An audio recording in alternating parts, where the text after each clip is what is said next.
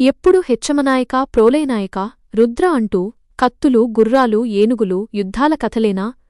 కొంచెం సరదా కథలు ఏవీ లేవా అనుకుంటారేమో అని కృష్ణా కళ్యాణమని ఈ కామెడీ లవ్ ఎంటర్టైనర్ కథ మీకోసమే. ఈ కథ విని మీ అభిప్రాయం కామెంట్ రూపంలో తెలియచేయండి. కథ నచ్చితే ఈ కథను మీ స్నేహితులతో షేర్ చేయండి. ఛానల్ సబ్స్క్రైబ్ చేసుకోండి. ధన్యవాదాలు. ఇక కృష్ణ కళ్యాణం కథలోకి వెళ్దాము. ప్రేమకు అప్పుడు మరొక టెన్షన్ మొదలైంది. ఇప్పుడు నాన్నకు దూరం అవ్వాలో కృష్ణకు దూరం అవ్వాలో తేల్చుకోలేక సతమతమవుతోంది ఆమె మనసు.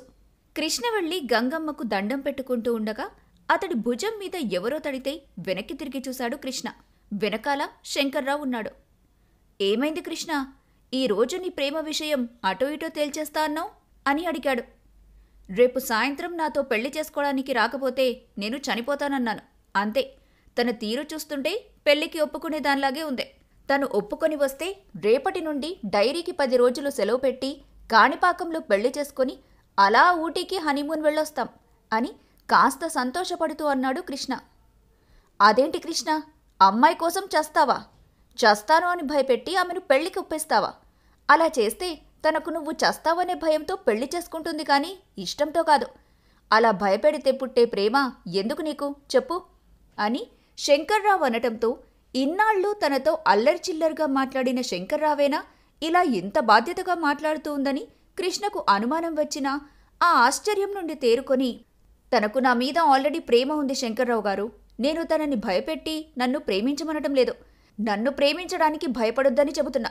ఏదైనా కానీ బ్రతికి సాధించాలి కానీ చనిపోయి కాదు అన్నాడు. రెండింటికి ఏమిటి తేడా? నువ్వు గమనిస్తే చాలా తేడా ఉంది కానీ వెళ్దాం పదా అని కృష్ణ అనటంతో కృష్ణ శంకర్రావులిద్దరూ గుడి నుండి బయటకు వెళ్లారు.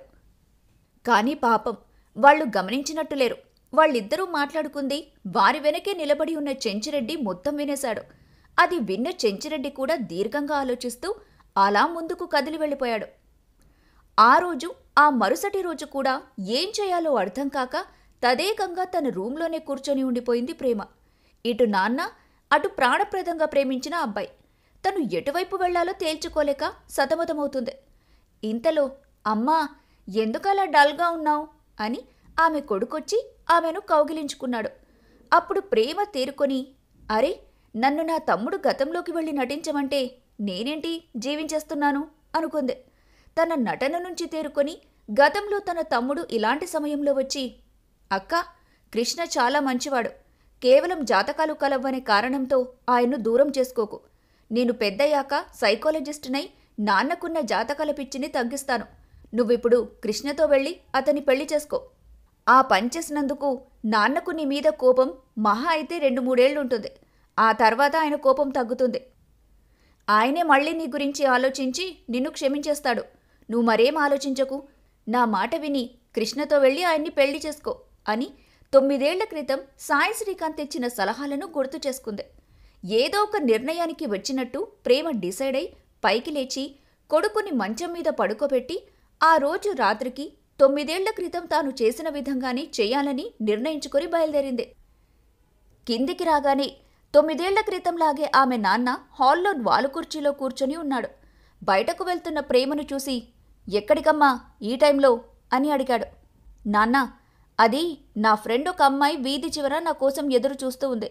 ఆమెను మాట్లాడించొస్తాను అని తటపటాయించి చెప్తూ కాస్త కంగారుగా బయటికి వెళ్ళింది. అలా తన కూతురు ఎప్పుడూ లేంది అబద్ధం చెప్పి బయటకు వెళ్లటం చెంచిరెడ్డి మనసులో చాలా ఆవేదన చెందాడు. అల్లారు ముద్దుగా పెంచుకున్న తన కూతురు తనని విడిచి వెళ్ళిపోతుందనే విషయం అతడు జీర్ణించుకోలేకపోయాడు. ప్రేమ అలా వేగంగా నడిచి ఆ వీధి చివరున్న పాడుబడిన గుడి దగ్గరికి చేరుకుంది. అక్కడ అప్పటికే కృష్ణ తన కోసం ఎదురు చూస్తూ ఉన్నాడు.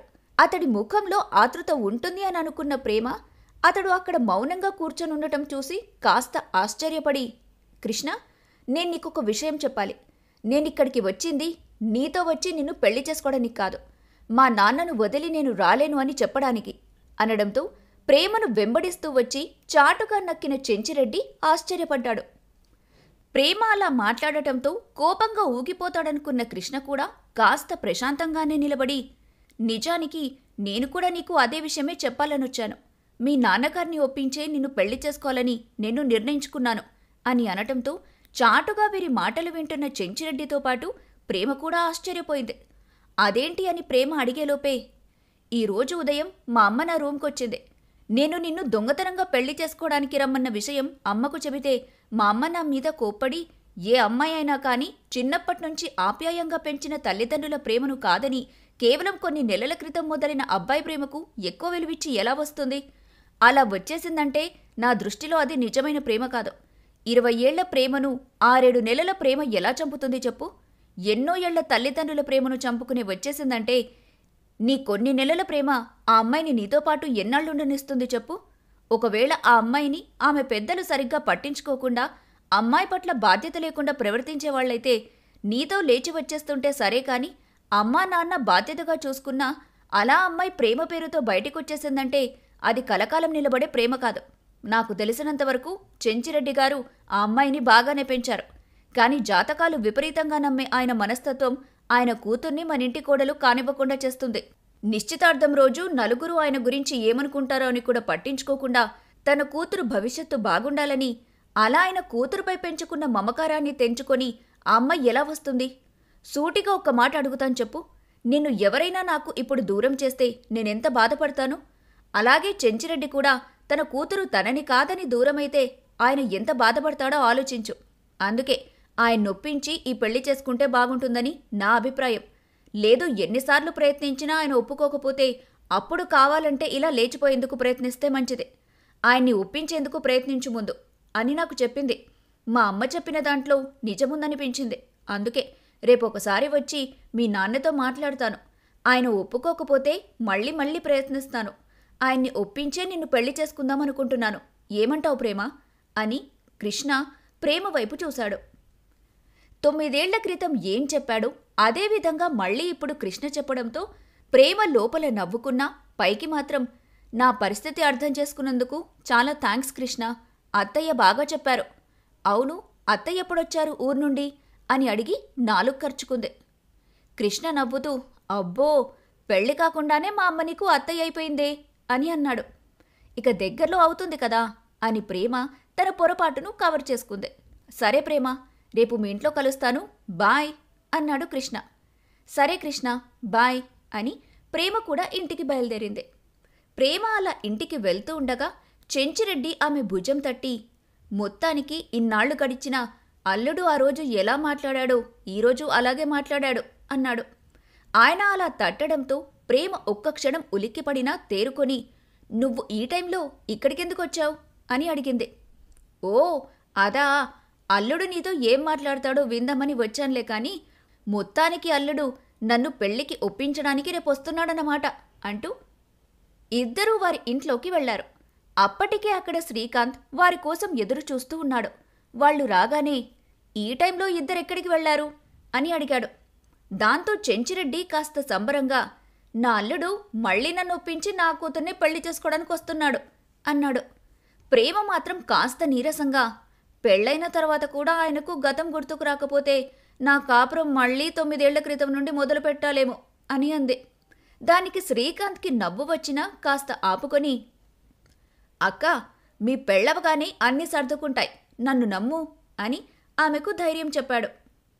ఏంటి, మళ్లీ వీళ్ళిద్దరికీ పెళ్లి చేయాలా? ఆల్రెడీ పెళ్లైపోయిన వీళ్లకు మళ్లీ బంధువులు అందర్నీ పిలిపించి పెళ్లి చేస్తే ఇంకేమైనా ఉందా?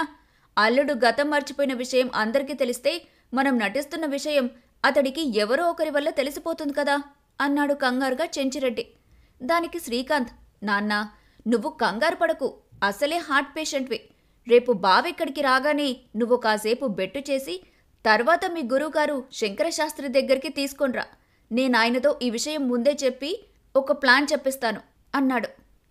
ఇంకా ఎక్కడ శంకరశాస్త్రిరా?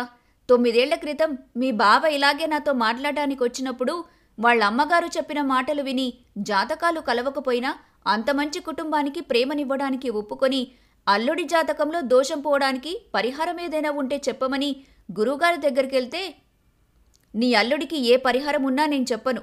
నలుగురిలో నన్ను అవమానపాలు చేసిన అతడికి 2 పెళ్లిళ్లు జరగాల్సిందే. ఒక పెళ్లాంతో వేగలేక నేను సన్యాసం తీసుకున్నట్టే 2 భార్యల పోరులో అతడు అఘోరావు కావాల్సిందే అని శపించి నన్ను బయటికి పంపించేశాడు. అందుకే కదా మరొక జ్యోతిష్కుడి చెప్పినట్టు ప్రేమ పేరును రాధగా మార్చి కృష్ణకు పెళ్లి చేసింది అన్నాడు చెంచిరెడ్డి. ఆ గురువుగారు నీకు టచ్లో లేడు కానీ అతడు పెట్టిన శాపం మాత్రం నీ బుర్రలో పాతుకుపోయినట్టుంది. సరే కాని రేపు బావిక్కడికొచ్చాక నువ్వు పెళ్లి కొప్పుకున్నాక నాకు ఫోన్ చెయ్యి. నేనే స్వామీజీ వేషంలో వచ్చి దీనికి పరిష్కారం చెబుతాను అని చెప్పి శ్రీకాంత్ తన రూంలోకి వెళ్ళిపోయాడు. కృష్ణ కళ్యాణం తరువాత ఎపిసోడ్ కోసం వీడియోని లైక్ చేసి, షేర్ చేసి, ఛానల్ని సబ్స్క్రైబ్ చేసుకుని మీ అభిప్రాయం కామెంట్స్లో తెలియచేయండి. థాంక్యూ. తరువాత ఎపిసోడ్తో మళ్ళీ కలుద్దాం.